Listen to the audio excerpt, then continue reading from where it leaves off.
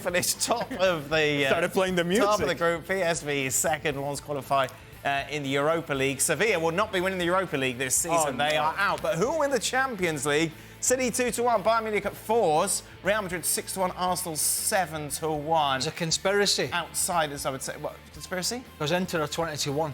Inter are 20. Inter are going to have a tough group draw, aren't they? Given that they finished second Don in was their on group. crying about it, and several others. Jan, who's more likely to win the Champions League, Real Madrid or Arsenal? Real Madrid.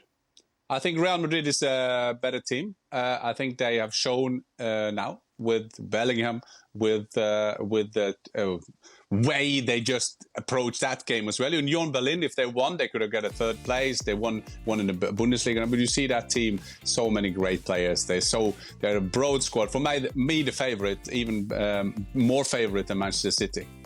Really, Jan? Are you serious? Like, Real Madrid or Arsenal? I'd have Arsenal over Real Madrid. Definitely. You've been on No, honestly. You've been taking some... well, I need to be careful. No. What's he been taking? I know what you're taking. Where have you been today? We've seen a lot of Real Madrid No, this I like season. Arsenal. Don't get me wrong. I just don't know. No, we've all seen a lot of Real Madrid. It's the experience, it's the nous. Right, it's the nous and the experience. We've seen more of Atletico Madrid, you and I. Somebody doesn't like us. It's the nous. You don't think it's a valid question? I think a more valid question is Real Madrid and Man City. Really? I'll tell you what. So you usually said about Real Madrid, a bit unconvincing. Bellingham's been bailing them out. Yes. I'll give you that. Right. Talk to me about Man City. Well, if I'm going to use your argument as to why Manchester City is still going to win the league, Kevin De Bruyne is still to come back. You know, they've still got to find that rhythm. Vinicius is still to come back. Say again? Vinicius to come back. No, I understand that, but there's an argument that Real Madrid have been better without Vinicius. I think the argument for me with Arsenal, apart from City, if we were looking at the Arsenal angle, is Real Madrid's experience in this competition. OK. And Arsenal's lack of it. Right. Both strong sides, but the nous they have and the manager just, for me, gives them the edge. Without being convinced about them, don't get me wrong. Who would you choose in my... Real Madrid. Right. And the reason I would do that is because I look at what the strength of Real Madrid is, and it's the midfield and the core group of players that they have in that midfield. What would be the strongest part of Arsenal? I would also say the midfield. But if you put those together against each other, I'm taking Real Madrid in winning that battle and winning that fight and being able to break through and expose what can be sometimes a midfield that doesn't defend all that well from Arsenal. If you get them stretched, then Arsenal gets into trouble. You get in a back and forth with Real Madrid, that's asking for trouble as well, given the fact that you have Rodrigo and you have Vinicius and you have Bellingham supporting from behind.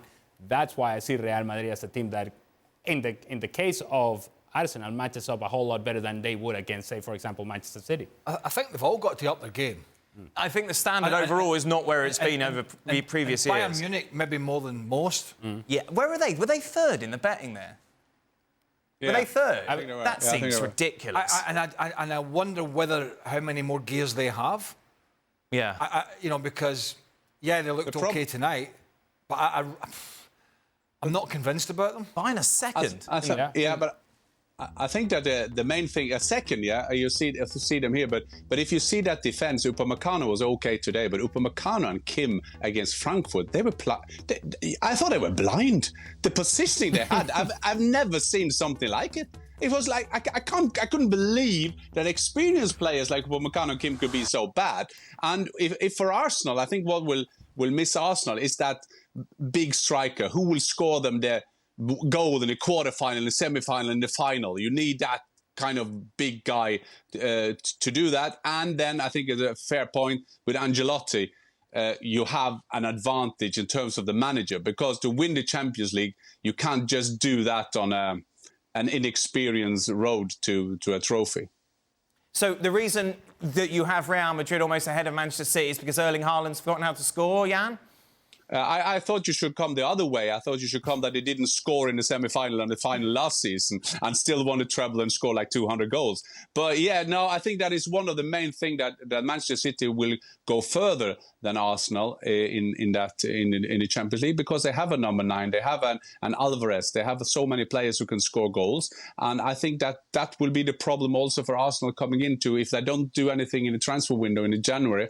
Their problem with when they're going to compete now with Liverpool Liverpool and Manchester City and maybe Aston Villa. I don't think they will go all the way, but still, the other teams got so many strikers who can score goals. Well, Arsenal will have maybe one on a good day.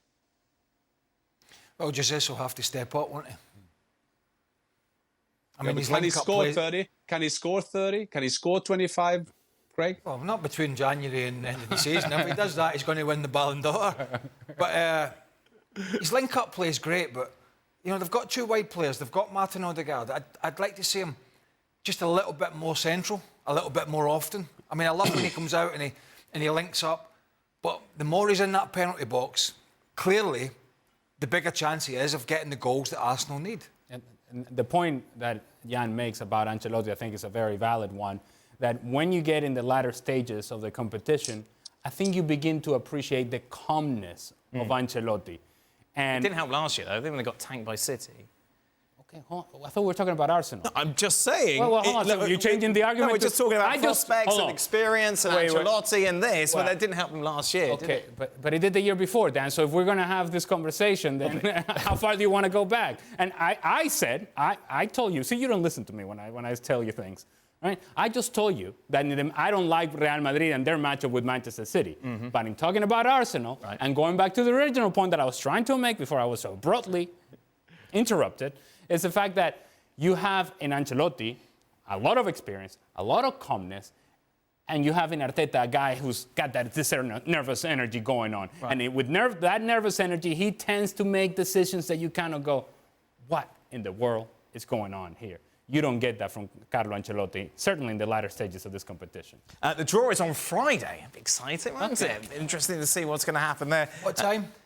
I don't know.